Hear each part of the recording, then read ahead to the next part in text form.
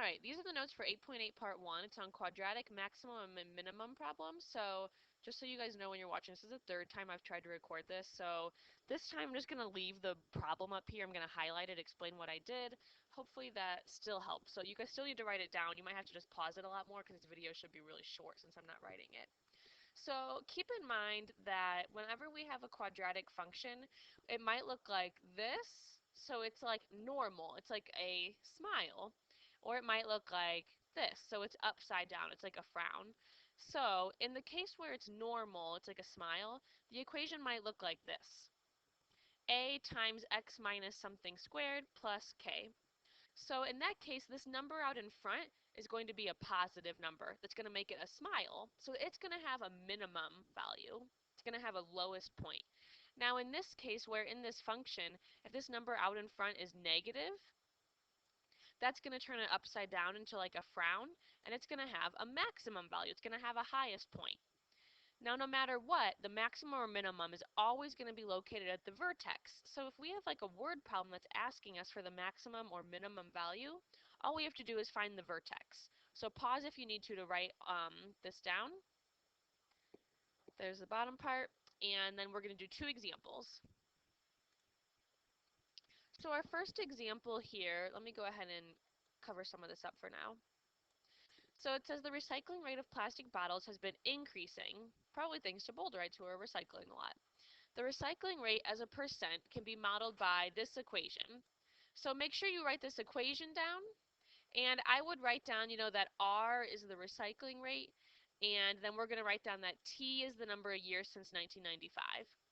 We want to know in what year was the recycling rate the lowest, and what percent of bottles were recycled that year.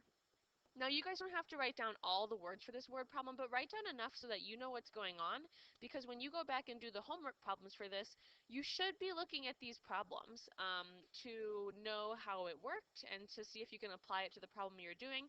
So write down what you need to so that you know what was going on. Now remember, to find a minimum value, we know our equation is going to look just something like this. It's going to be like a smile graph. It's going to have a bottom point right here. So we're going to find that minimum value. To find that minimum value, all we need to do is get the equation in this form, and then we just need to find the vertex. The vertex is always going to be the opposite of this number, so it's going to be positive h, or the opposite of whatever that is, comma k. So whatever's being added or subtracted on at the end, that's the y value of our vertex. So, excuse me. Okay, so I just rewrote our problem down here. Now remember, to complete the square, we can't have a number out in front of the t squared here. So we're going to factor out this 0.25. So I factored out this 0.25.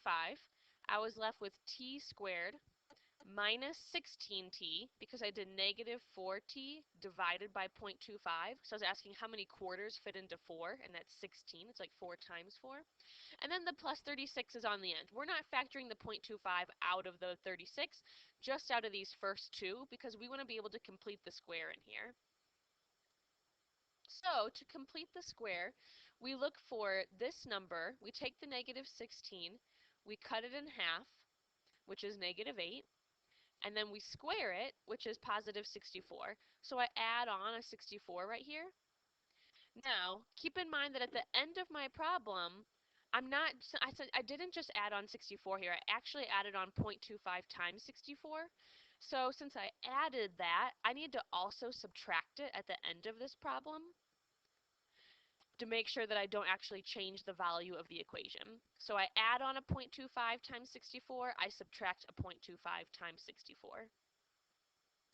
So in my next step, I just wrote all of this part the same, and then I just did 0.25 times 64, and that is 16. For my next step, I just did 36 minus 16, and that's 20.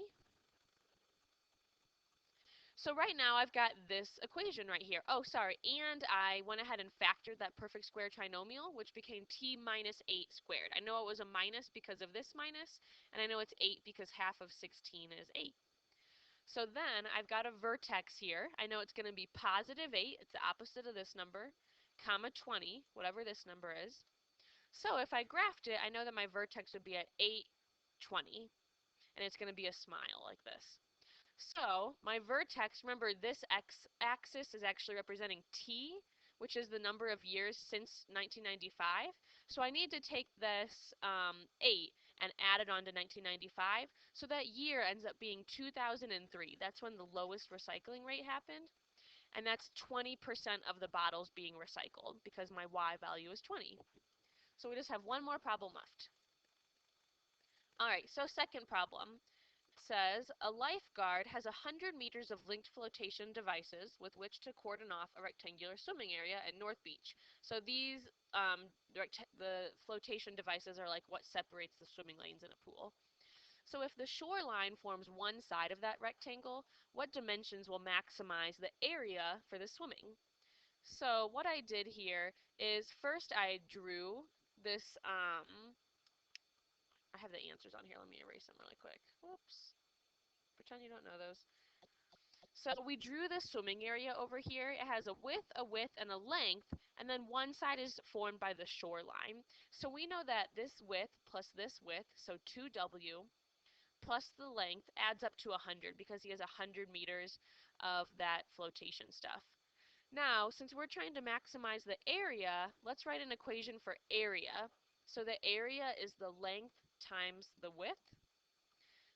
We just know that, right? Area of a rectangle is length times width. So we're trying to maximize this area, but we can't really do that if we have two different letters in it.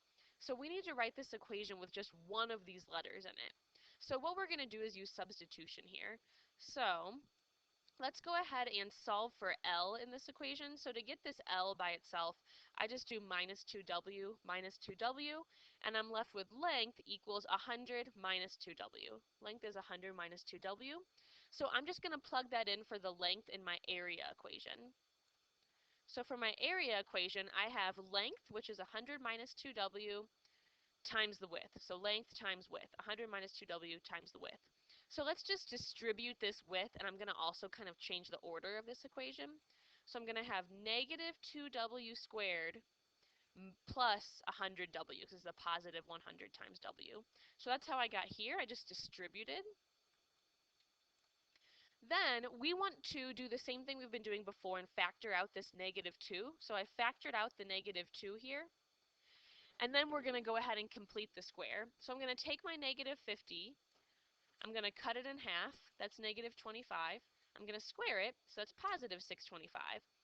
So I'm going to add on, I'm going to rewrite this and add on a 625 in here, but I'm also going to subtract what I added on. Now remember, I didn't just add 625, I added negative 2 times 625.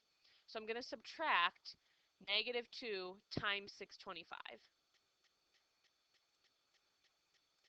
So from here to here, I just factored that perfect square trinomial to be w minus 25 squared, minus because this is a minus, 25 because half of 50 is 25. And then I just simplified this out here. It's minus a negative, so that's a plus, and 2 times 625 is 1250. So now we can see the vertex. It's at positive 25, comma 1250. Now remember, in this equation, the x value on this axis, like if we were drawing a graph, this axis is w. So we know that the x value of the vertex is the width, so the width is 25.